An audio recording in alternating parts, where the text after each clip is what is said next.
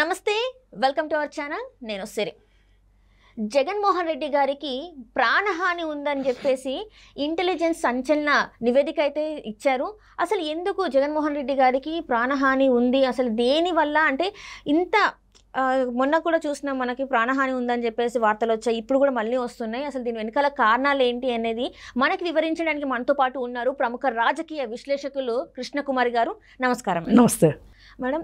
మొన్న నుంచి చూస్తున్న వార్తలు అయితే ఏంటంటే జగన్మోహన్ రెడ్డి గారికి ప్రాణహాని ఉంది అని చెప్పేసి, అసలు ఎందుకు ప్రాణహాని ఉంది, అసలు దేని అంటే ఇన్ని రోజుల నుంచి లేనిది సడన్గా ఇప్పుడు మాత్రం ఎందుకు ప్రాణహాని గురించి వార్తలు వస్తున్నాయి? ఎవరు అంటే తనకి ప్రాణహానికి గురి చేస్తారు? అసలు ఇప్పుడు పిల్లలు పరీక్షలు రాస్తూ ఉంటారు కదా, పరీక్షల జ్వరం వస్తూ ఉంటుంది.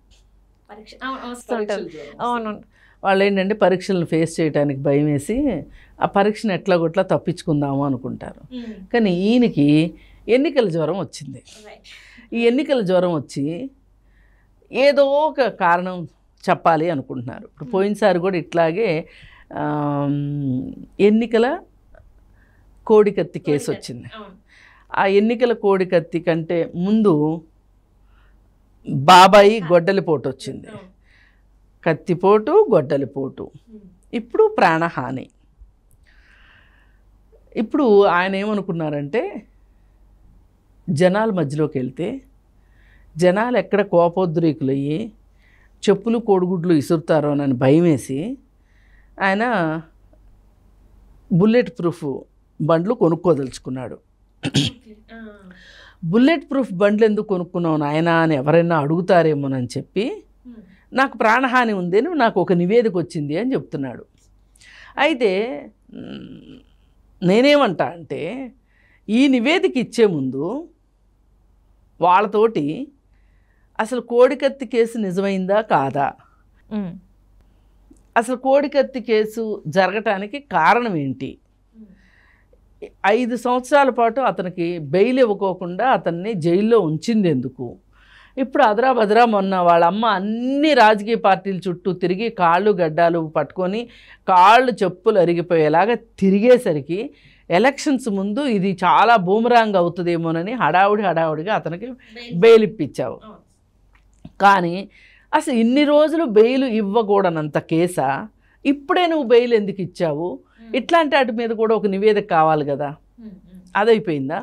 ఇప్పుడు వాళ్ళ సొంత బాబాయ్ చచ్చిపోతే బాబాయికి సంబంధించి హత్యకి సంబంధించిన కేసు ఏదైతే ఉందో దాన్ని పురోగతి లేకోకుండా దాన్ని వదిలేసేసి తప్పనిసరి పరిస్థితుల్లో వాళ్ళ అమ్మాయి రంగంలోకి దిగి ఆ కేసు గురించి కొట్లాడుకుంటే తప్పితే ఆ కేసుని నువ్వు ముందుకు సాగనివ్వాల. అవును. మరి మళ్ళీ నువ్వు ప్రజాధనం ఎక్కడ ఖర్చు పెడుతున్నావు అని అంటారోనని చెప్పి నువ్వు సుఖంగా ఇన్ని రోజులు ఏ రోజు కష్టం నష్టం లేకుండా అధికారంలోకి వచ్చిన తర్వాత ప్యాలెస్లో కూర్చొని ప్యాలెస్ రాజకీయాలు నడిపావు. ఏ రోజు బయటికి రాకోకుండా ఒకవేళ వచ్చిన చెట్లు కొట్టేయించుకోవటాలు, పరదాలు కట్టించుకోవటాలు, తాడేపల్లి నుంచి తెనాలికి హెలికాప్టర్లో వెళ్ళటాలు, మళ్ళీ మొన్న కూడా ఒక 2 హెలికాప్టర్లు అద్దెకు తీసుకోవటాలు.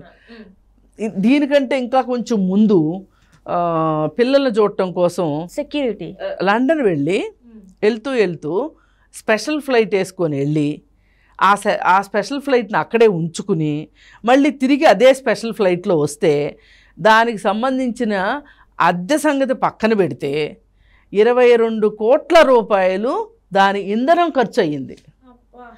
ఆ ఖర్చు మొత్తం ఎవరు పెట్టుకున్నారు? రాష్ట్ర ఖజానా నుంచి. ఇప్పుడు ఈ బస్సులు ఎక్కడి నుంచి కొంటున్నారు? రాష్ట్ర ఖజానా నుంచి. హెలికాప్టర్లు ఎప్పుడు రెంట్కి తీసుకుంటారు? రెంట్ ఎవరు కడతారు? రాష్ట్ర ఖజానా నుంచి. నీ వాలంటీర్లకు జీతం ఎక్కడి నుంచి ఇస్తున్నావు? గౌరవ వేతనమే ఖజానా నుంచే ఇస్తున్నారు. నీ సచివాలయ సిబ్బందికి ఎక్కడి నుంచి ఇస్తున్నావు జీతం? మళ్ళీ ఖజానా నుంచి. ఈ ఇద్దరు పనిచేస్తుంది ఎవరి కోసం పనిచేస్తున్నారు? రాష్ట్రం కోసమా నీ పార్టీ పనిచేస్తున్నారా? ఇదంతా చూస్తుంటే పార్టీ కోసమే రాష్ట్రం పనిచేస్తున్నట్టు అనిపిస్తుంది, కానీ ప్రజల కోసం పనిచేస్తున్నట్టు ఇక్కడ లేదు. మంచి మాట చెప్పారు. ఆయన జగన్మోహన్ రెడ్డిని గెలిపించడం కోసము, ఆ పార్టీని గెలిపించడం కోసము వ్యవస్థలన్నీ పనిచేస్తున్న సందర్భం ఇది. ఈ సందర్భంలో ఇంకా సౌకర్యవంతంగా ప్రచారానికి ప్రచారం చేసుకోవాలి. పార్టీ డబ్బులు ఖర్చు పెట్టుకోవచ్చు, దానికి పార్టీ డబ్బులు ఖర్చు పెట్టకుండా ప్రచారానికి మంచి మంచి వాహనాలు, మళ్ళీ మంచి హై సెక్యూరిటీ వాహనాలు, ఇవన్నీ ప్రభుత్వం డబ్బులతోటి ఖర్చు పెట్టించటం. పోనీ ఇన్నిన్ని కోట్లు కోట్లు కోట్లు ఆ రాష్ట్రంలో ఎక్కడన్నా రోడ్లు వేయించడానికి కానీ ఏమన్నా వాడుతున్నారా? అసలు ఇప్పుడు దాదాపు 68% కంప్లీట్ అయిపోయిన రాజధానిలో బిల్డింగులు, కొన్ని కట్టిన బిల్డింగులు 68%, 70%, 80%, 90% కొన్ని బిల్డింగులు కంప్లీట్ అయినాయి. వాటిని అన్నిటినీ అట్లా పడవ పెట్టేసేసి అట్లా చేస్తే రంగులు వేయకోకుండా ఉంచితే కన్స్ట్రక్షన్లు పాడైపోతాయి కదా, రోడ్లన్నీ పాడైపోయినాయి కదా, వేసిన డ్రైనేజీ వ్యవస్థ మొత్తం పోయింది కదా. మరి ఇంత దారుణాలు, ఇంత అధికార దుర్వినియోగం, నిధులు దుర్వినియోగం చేసేసావు. అవన్నీ చేసేసి మళ్ళీ ఎన్నికలు వచ్చేసరికి ఇప్పుడు నువ్వు చేస్తుంది ఏంటి? ప్రాణహాని ఉందని చెప్పి, ప్రాణహాని ఉంది అని ఒక నకిలీ నివేదిక తెప్పించుకొని అసలు పోనీ నివేదిక బయటపెట్టు. నీకు దమ్ము ధైర్యం ఉంటే, అసలు నువ్వు నికాసైన రాజకీయ నాయకుడు అయితే గనక, అది గనక వాస్తవం అయి ఉంటే గనక ఆ నివేదిక బయటపెట్టు. ఏ కారణం చేత వాళ్ళు ఈ నివేదిక ఇచ్చారు, ఏ విషయాలను పొందుపరిచారు అంటే వాళ్ళు పలానా పలానా పరిస్థితుల వల్ల మేము స్టడీ చేసిన దాన్ని బట్టి ఆ అధికారి ఎందుకంత అధికార దుర్వినియోగానికి పాల్పడుతున్నాడు. అసలు ఇప్పుడు ఆయనకి ప్రాణహాని పోయినసారి ఏమీ లేదు అని తేలిపోయింది కోడికత్తి కేసుతోటే. అసలు ఏమీ జరగని దానికే నువ్వు ఆంధ్రాను వదిలేసేసి హైదరాబాద్ వచ్చి ఇష్టమైన హాస్పిటల్లో చేరి నివేదికలు ఇప్పించుకొని అతన్ని జైల్లో పెట్టి, అతను ఒక్కరోజు సాక్ష్యం చెప్పి అంటే స్టేట్మెంట్ ఇచ్చేసేస్తే అతనికి బెయిల్ వస్తుందేమో అని అంటే అతనికి బెయిల్ రాకుండా ఉండటం కోసం నువ్వు కోర్టుకు వెళ్ళకపోవటం, ఇన్ని చూస్తూనే ఉన్నాం కదా. మళ్ళీ ఇంకా కొత్త నాటకం దేనికి అంటే, ఈ కొత్త నాటకం దేనికి అంటే ఇప్పుడు ప్రజలు నమ్మించాలి. నమ్ముతారంటారా మరి? ఇన్ని బుల్లెట్ ప్రూఫ్ కార్లు, వ్యాన్లు, బస్సులు తీసుకుంటుంటే 20 కోట్లు, 3 కోట్లు, అసలు ఈ కోట్ల అసలు చాలా ఈజీ అయిపోయింది ఇవాళ రేప. ఇప్పుడు పక్కన ఆంధ్రాలో కొత్తగా ఏర్పడిన రాష్ట్రం అని చెప్పి ప్రతిరోజు నువ్వు అప్పులు చేస్తున్నావు. ప్రతిరోజు నువ్వు ఇస్తాను అని చెప్తున్న సంక్షేమ పథకాలకి వాటికి నీ డబ్బులు సరిపోవట్లా. ఓ పక్క నుంచి రావాల్సిన ఆదాయం కూడా దొడ్డిదారిన నీ బొక్కసంలోకే వెళ్తుంది. ఇప్పుడు ఇసుక దాని మీద, లిక్కర్ దాని మీద, ఆ రెండింటి మీద గవర్నమెంట్కి డబ్బులు రావాలి లెక్క అయితే. ఆ డబ్బులు కూడా నువ్వు దొంగదారి నువ్వే తినేస్తున్నావు. ఇంకా అసలు ఆ ఖజానాలో ఏముందని నువ్వు ప్రతి రోజు అప్పు చేస్తున్నావు, ప్రతి 1st తారీఖు జీతాలు ఇవ్వటానికి అప్పులు చేస్తున్నావు. ఇది కదా నీ బతుకు. నీకు చేత కాలేదు పరిపాలించటం.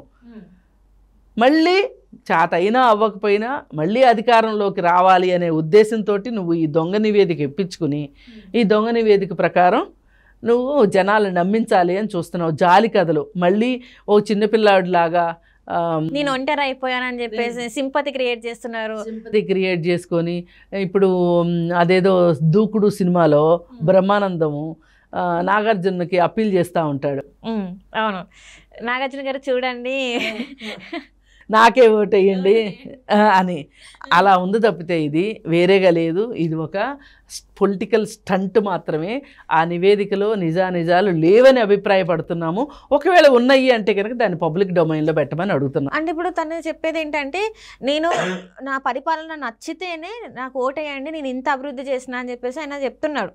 నేను అన్ని పథకాలని మొత్తం అకౌంట్లోకి వెళ్తున్నాయి, ప్రతి ఒక్కరు ఎవరెవరైతే ఉన్నారో వాళ్ళకి వెళ్తున్నాయి. సో నా అధికారం మంచిగా ఉంటే ఓటేయండి. ఇట్లా ఓటు అడిగిన వాళ్ళు ఇంతవరకు ఏ నాయకుడు లేడు ఇండియాలోనే, నేనే ఫస్ట్ అని చెప్పేసి తను చెప్తున్నాడు.